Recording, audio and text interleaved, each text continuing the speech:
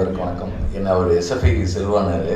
ஆக்சுவலாக வசந்தேவி தொடருக்காக தான் பிடிக்கும். ஏன்னா நான் வந்து எஸ்எஃப்ஐ முடிச்சுட்டு போனால் கூட வந்து எல்லார்ட்டையும் இன்னும் எஸ்எஃப்ஐலேருந்து போயிட்டேன்னு சொல்லிட்டு கேட்டுக்கொண்டே இருக்கக்கூடியவங்க. எனவே இயல்பாக அவங்க அப்படி அவர் கூப்பிட்டது எனக்கு வந்து அவங்க கூப்பிட்ட மாதிரி தான் எனக்கு பட்டுது. வசந்தேவி அவர்கள் வந்து வைஸ் சான்சலர்லாம் முடிச்சிட்ட பிறகு நான் காலேஜில் ஃபஸ்ட் இயர் சேர்ந்து எஸ்எஃப்ஐயோடைய சென்னை டிஸ்ட்ரிக்ட் செக்ரட்டரியாக இருக்கும்போது எனக்கு அவங்க பழக்கம். ஒரு கூட்டத்தில் அவங்க பேசினது தப்புன்னு சொல்லி நான் அவங்கள்ட்ட தனிப்பட்ட முறையில் ஆக்ரோஷமாக பேசினேன். ரொம்ப ஒரு இமேச்சுடாக இருந்தது எனக்கு கூட பின்னாடி பேசும்போது. ஆனால் என்னை கூப்பிட்டு வச்சு அப்போ உரையாட ஆரம்பித்தாங்க.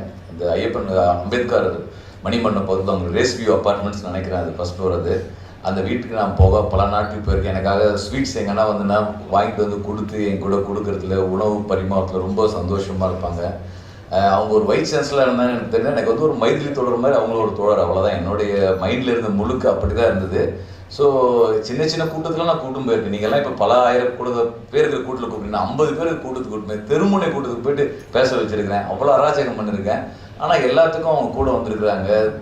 சில ஊர்களுக்கு ட்ரெயின் ஏசி கூட இல்லாத இடத்துக்குலாம் நான் வந்து எஸ்எஃப்ஐ மீட்டிங் கூட்டம் போயிருக்கேன்.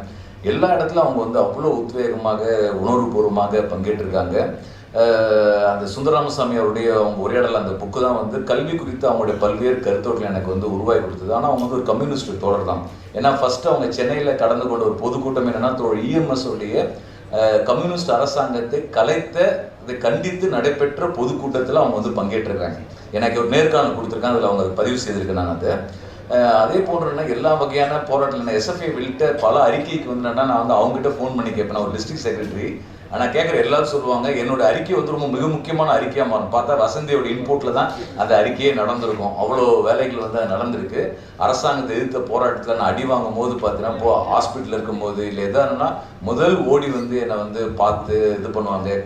இயக்கத்தோடு எனக்காக சண்டை போட்டால் உட்பட அது பல பேருக்கு தெரியாது. இப்போ வெளியே பேச முடியாத விஷயங்களும் பலது இருக்கின்றது.